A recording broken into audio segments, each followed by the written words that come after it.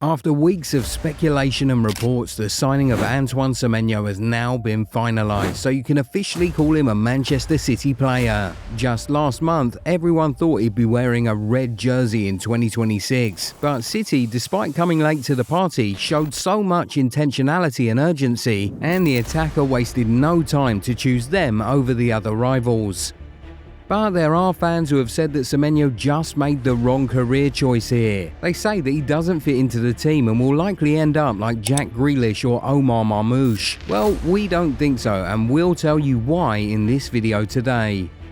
You see, Semenyo is a very different profile, and we actually see him being a great signing for City, both in the short run and in the long run. In fact, there are so many ways he can fit into the Manchester City first team, and we'll prove it to you in this video today. Shop, your one-stop solution for all your World Cup needs.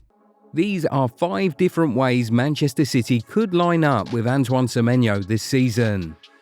First of all, now that Semenyo has arrived, we expect that Oscar Bob or Omar Marmoush will be on their way out this January. According to reliable reports, the signing of Semenyo is expected to trigger the departure of 1 or 2 attackers in this window, so that automatically opens up space for the Ghanaian.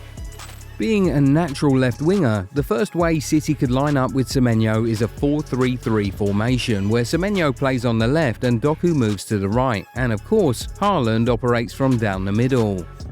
Behind these 3, Pep can decide to go ultra-attacking by playing 2 10s in Phil Foden and Ryan Cherki, with Rodri or Nico sweeping up behind them. In transition, this setup would be absolutely bonkers. A front 3 of very fast players and a midfield 3 of creative maestros and brilliant passers. With a setup like this, City would blow everyone out of the water attacking-wise, but against certain opponents they would really suffer at the back.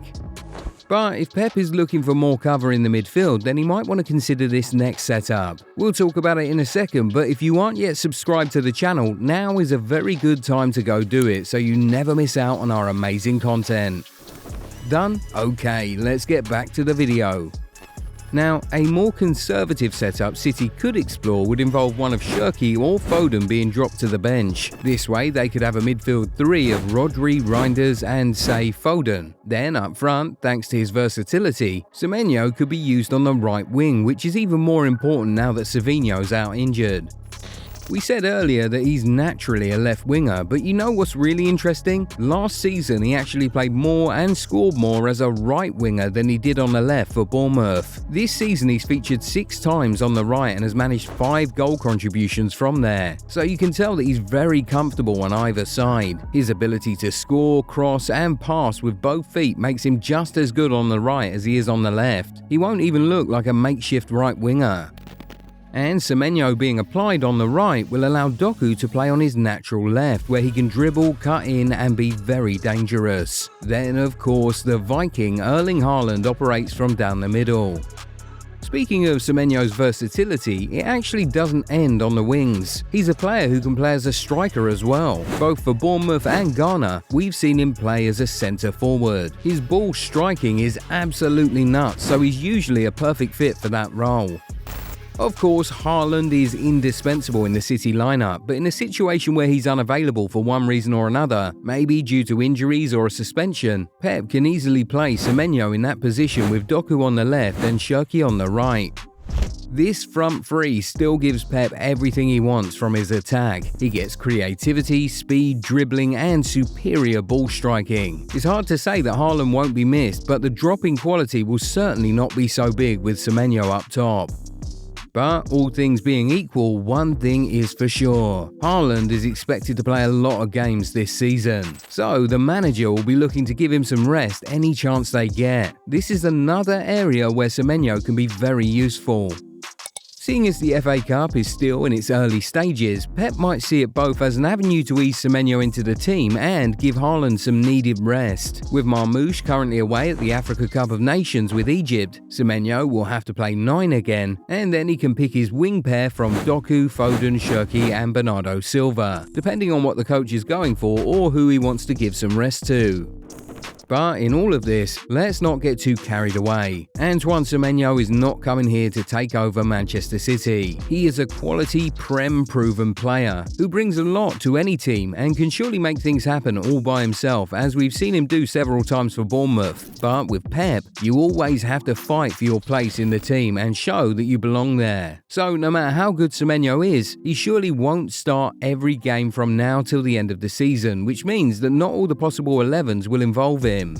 Pep could decide to stick with the attacking setup that's been working and then bring in Semenyo as an impact sub. But here's why it's very interesting. The fact that Semenyo can play all across the front line almost guarantees that he'll be the first change whenever he doesn't start. As he's sometimes done recently, Guardiola could go for a narrow setup, which would involve a midfield three of Rodri, Reinders and Bernardo Silva, and a front three of Haaland, Foden and Shirky.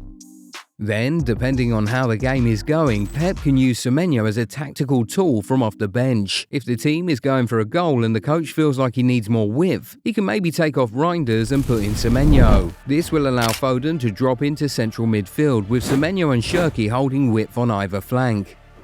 If it's a game where Haaland has been completely marked out, he could try something different by putting Semenyo in the number 9. That would almost certainly catch the opponents unawares and could therefore yield some positive results.